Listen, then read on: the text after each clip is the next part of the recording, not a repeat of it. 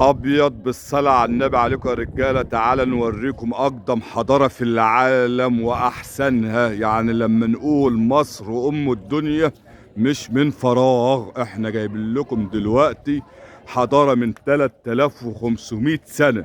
اللهم صل على النبي. تبع الملكة حتشبسوت بنته من 3500. الصلاة على النبي عليه. وكان معمول على الضفة الغربية لنهر النيل، وكانت عاصمة مصر ساعتها أيام الملكة حتشبسوت. بنته من 3500 سنة. أقدم حضارة في مصر، تقدر بكل فخر تقول مصر أم الدنيا في كل حاجة. بيجي لها من جميع أنحاء العالم. اللهم صل على النبي. افتخر بحضارتك يا واجهة البلد. اللهم صل على النبي. الصلاة على النبي عليك.